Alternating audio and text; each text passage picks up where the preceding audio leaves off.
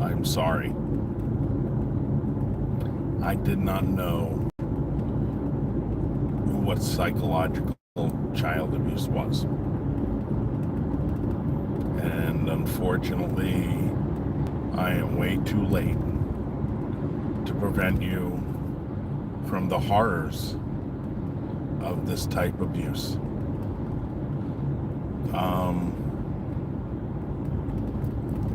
This is rough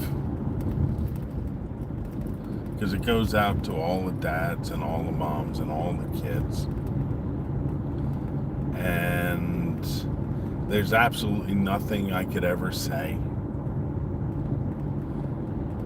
to tell you, to say to you, to ask you, to beg of you, to whatever, to let you know how much I am sorry and my forgiveness. There's a saying, and there's going to be a lot of sayings in here, but this one is, you don't know what you don't know.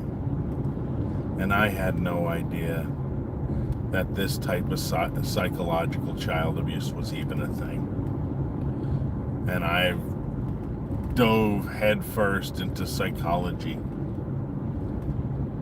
What's going on? What's happening? Why? I don't understand. Why won't you speak to me? Why won't you return calls? Why won't you, interact? Dr. Childress says one of the things best. And it's like there are the good, the bad, and the ugly, and working through it, and then both understanding that this was for the best of a situation. The bad is going through a situation, both of you are still angry, but you're still communicating and still talking to each other. And the ugly is not solving the trauma. Getting into an argument, traumatizing somebody, traumatizing you, or something happens, but letting that fester. Letting that become the biggest thing on the planet, to where a few people, but one in particular, but a few people will allow this to fester, allow this to become so much bigger than it really is.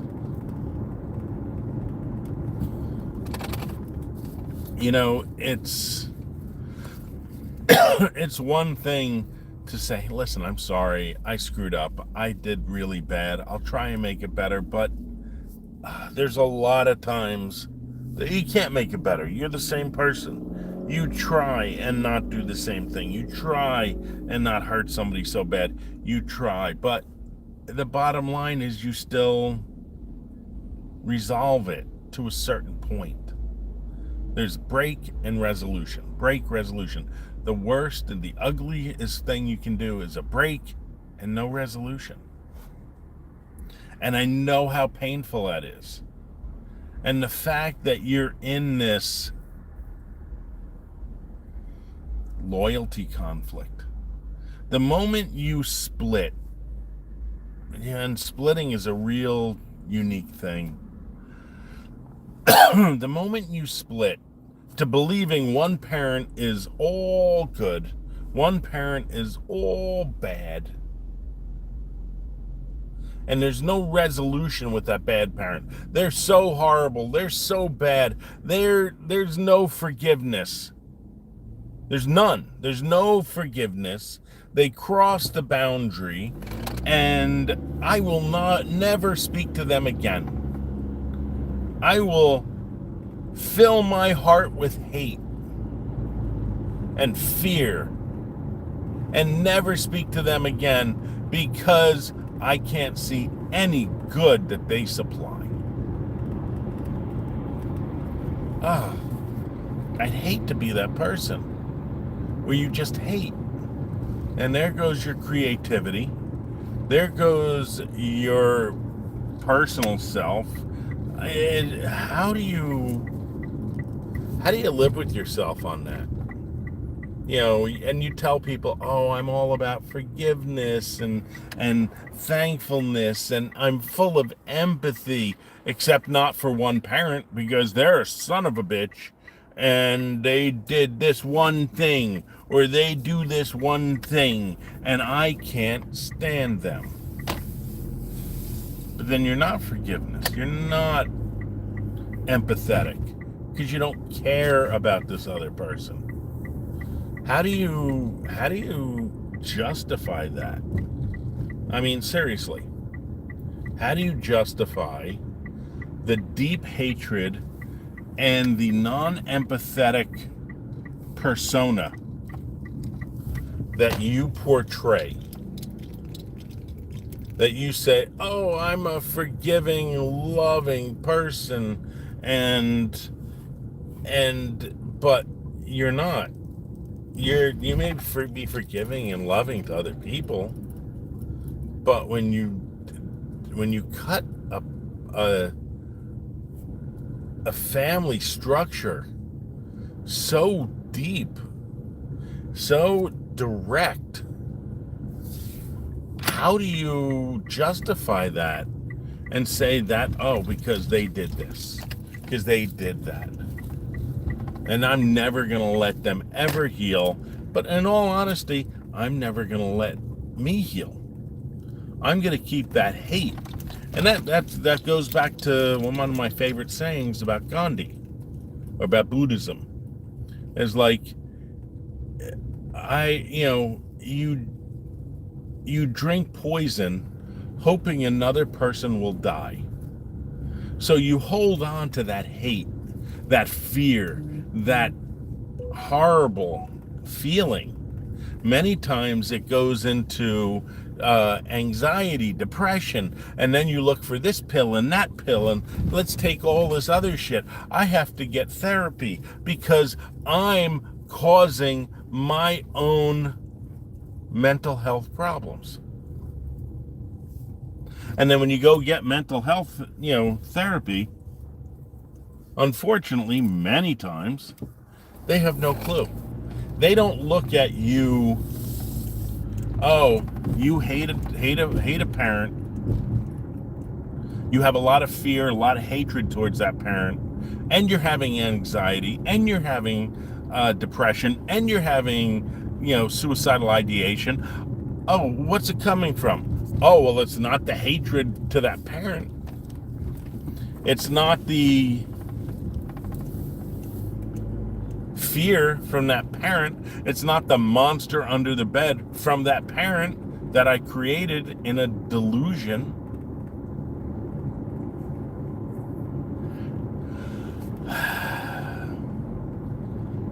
And part of this whole thing is our fault, because we've always taught you to be kind, to be thoughtful of family, to make sure, you go the extra mile. But what we didn't know is that when there is a split and one person is all good, one person is all bad, and something is not right within the family structure, immediately you look at what's different.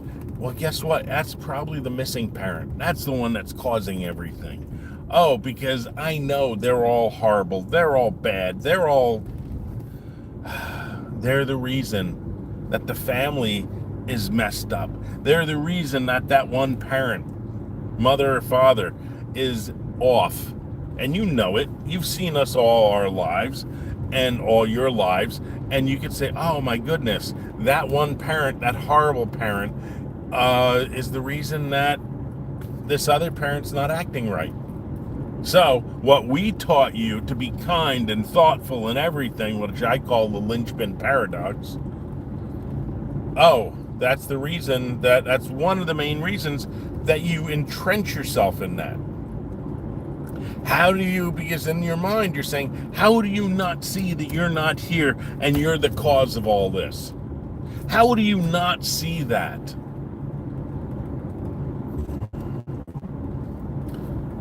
Wow. The loyalty conflict. Oh, if I'm happy with this other parent, the parent that I think is always right and always beautiful, oh, they're going to feel guilty. They're going to withhold their love. They're going to make me feel uncomfortable unless I come back and say, oh my God, you know what he did? He took us somewhere after we went to this one place for ice cream or to go shopping or to do whatever. And you know what? We ran away. We did something that, we just, that was just a horrible thing to do to a parent. But it's justified because that one parent is so bad, no matter how horrible we treat them, it's okay. So we make sure that we treat them utterly disgusting. We justify the entire thing. Oh, but wait, we're kind and we're thoughtful and we work on forgiveness and we work on empathy and being kind. Well, you can't do that while you're treating one person utterly disgusting and you wish they were dead. It doesn't match. So obviously you have a split. You have a reasoning conflict that you can't understand. Doing that doesn't make you a good person. You're cruel to the one person who loves you. And this is within me from two of my kids. They use the word stalking. Dad, you scare me when you stalk me. How do I stalk you? How you doing? Are you doing okay? I send you a gift. Oh, I'm now a stalker? Because I want to know how my daughters are doing? Do you have a dog? You have a cat? When you go in and you pet them, should they bite you? Because, oh my God, you're stalking them when you try and feed them. They're stalking you because you try and walk them. They're stalking you when you pet them. It makes no sense. Using words like that is like, it shows that you are in some type of delusion where you don't understand the family structure and family hierarchy.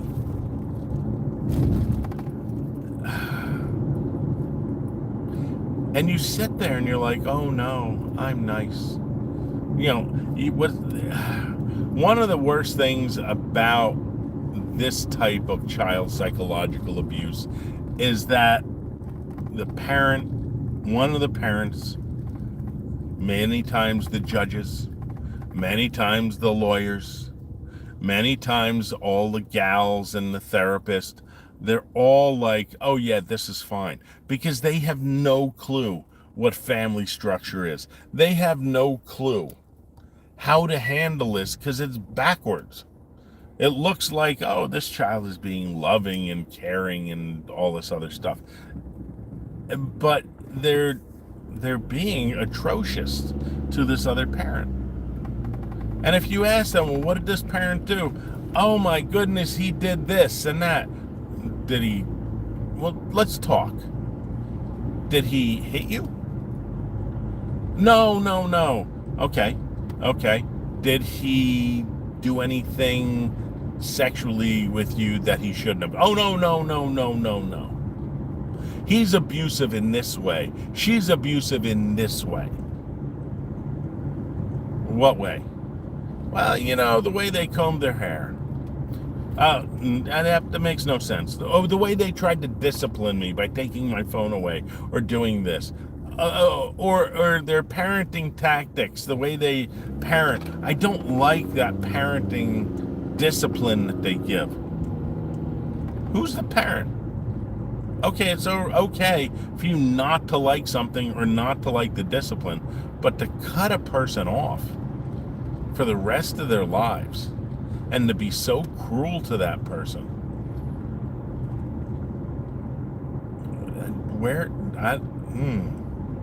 What are you going to do when you see somebody or you try and date? Are you going to cut them all off? Suppose you get married to somebody and you have a kid. Oh, but they did this one thing that reminded you of that one parent. Oh, cut them off.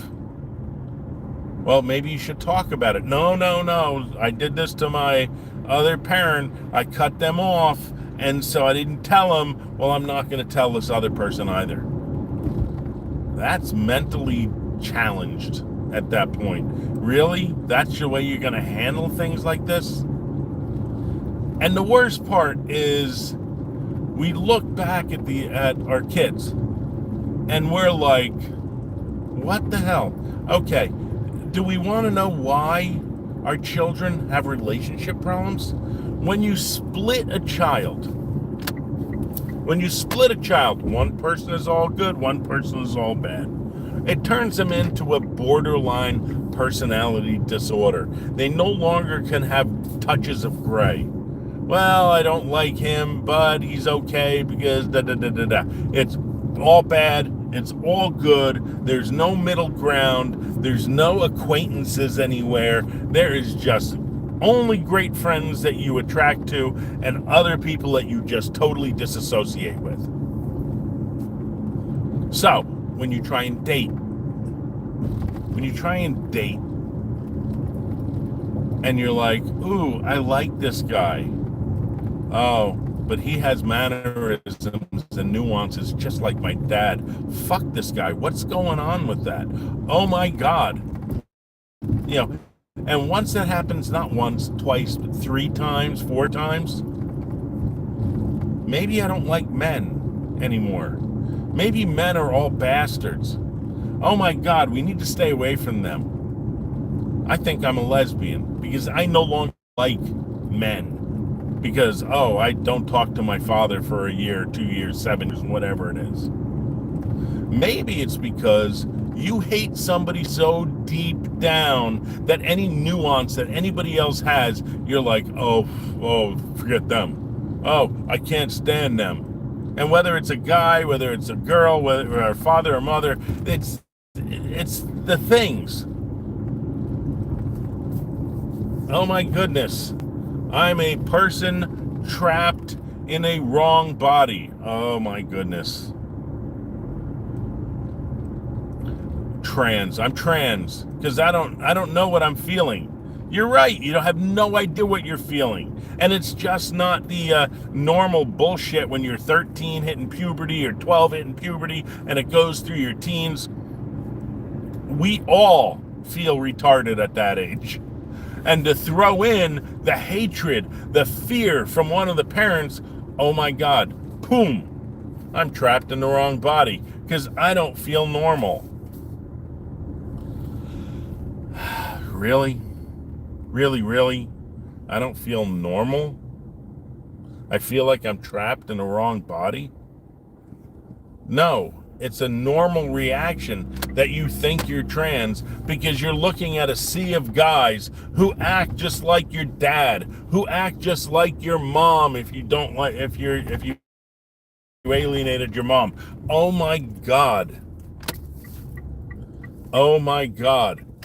That's where the trans movement came from. This is the wildest thing because I look back at not just the last 5-10 years. I look back at the last 40-50 years.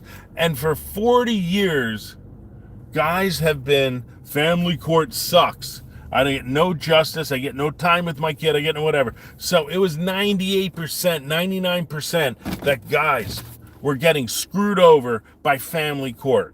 Why? Because of Title 4D. They make so much money. All the lawyers and the judges and the politicians, the attorney generals, they're raking it in to the tune of $77 billion a year now.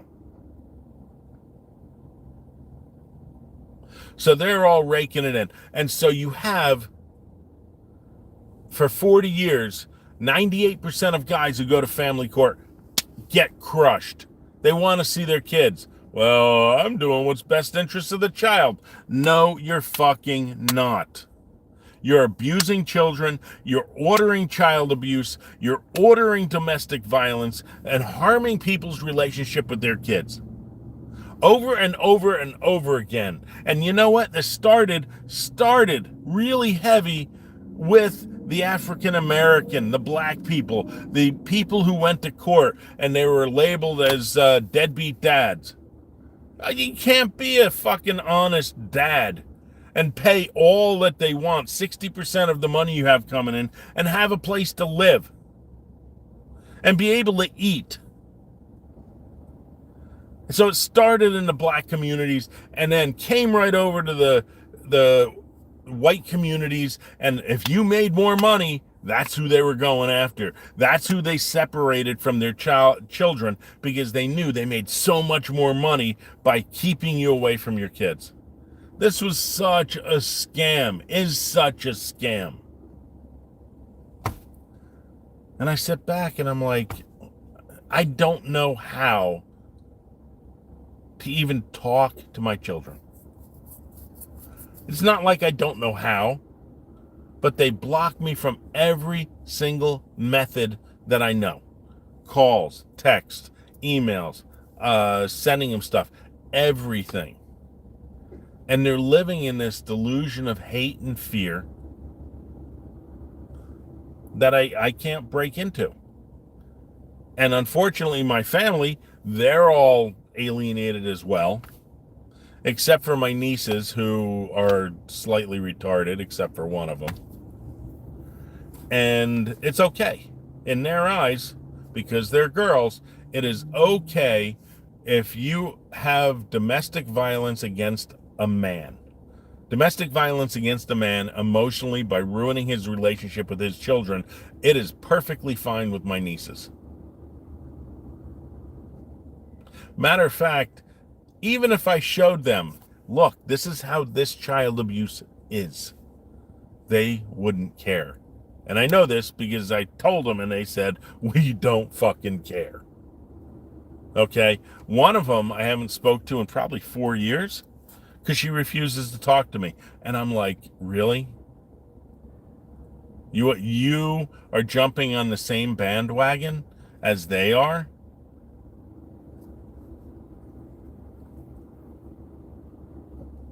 And I sit back and I look at all this.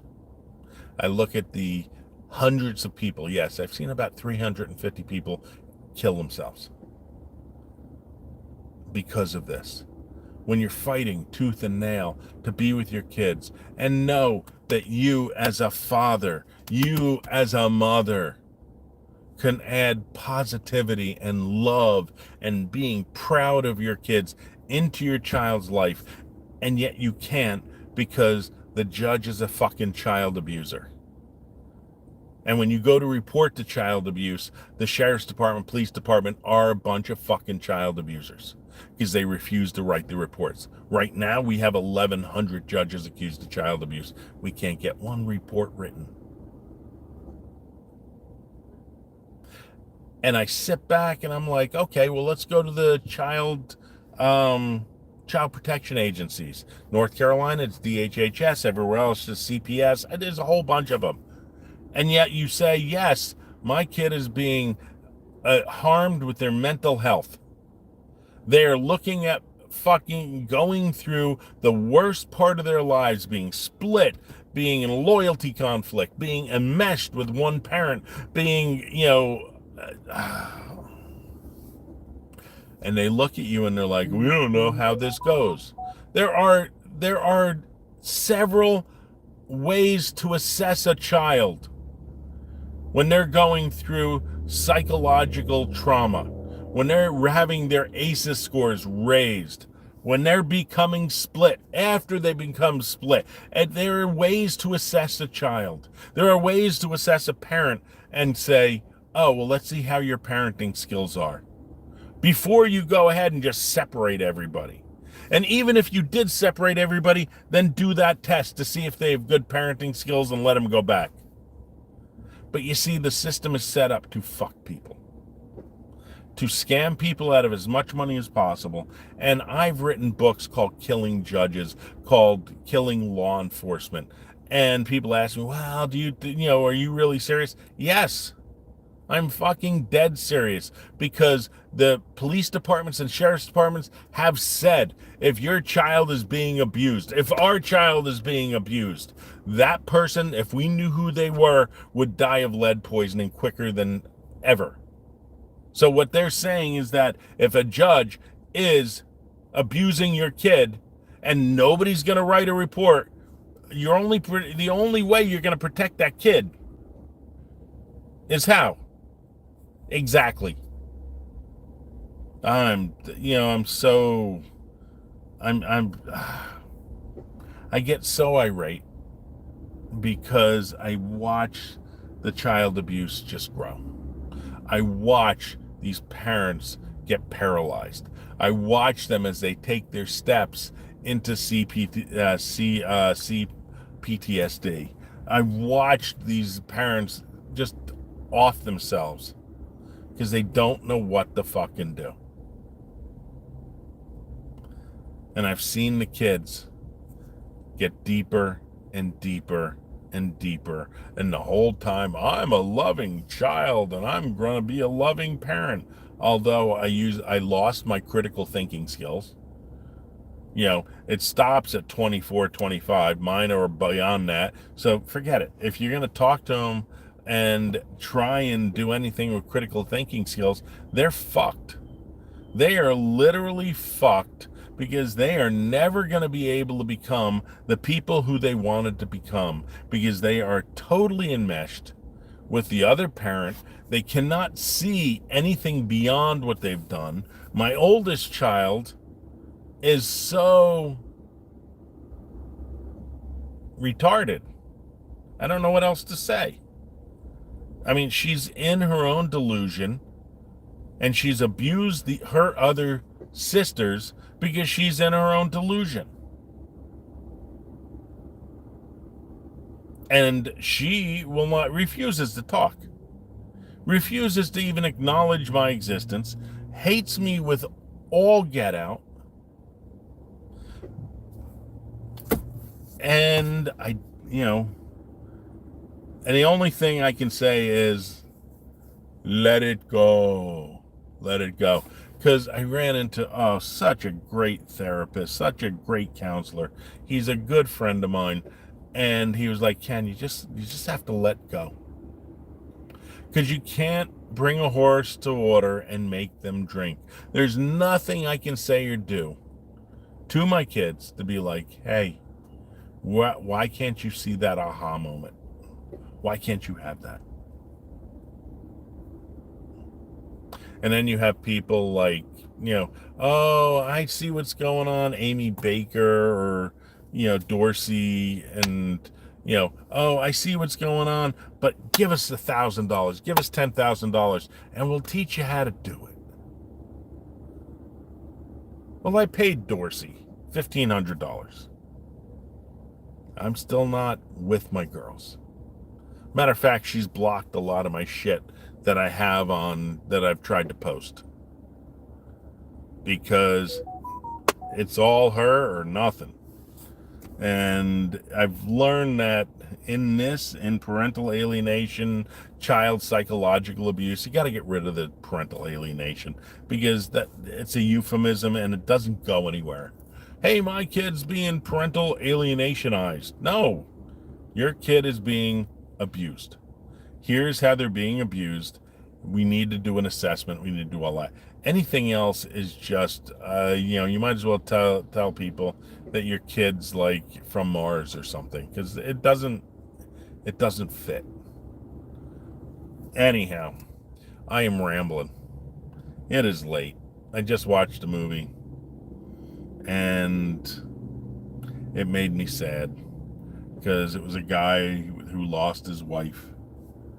And I kind of attributed that to losing my kids. The sadness that we go through is unimaginable. And the problem that we're having is we see our kids with their sadness. Oh, you just don't understand how hurt I am. I totally, and I totally get it. If you talk to me, I'd listen, I'd sit there and I'd be like, I'm so sorry. But they're not even willing. I'm in such pain. I have anxiety. I have depression, but I can't speak to you. Why not? Did you ever think maybe just talking to us and me just listening would ease the depression, ease the anxiety? Do you think that might be some of the problem that you have? That's the reasoning. There's no sensible, common sense reasoning to understand, hey, that's probably what it is.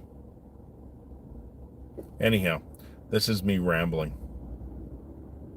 You guys have a great night.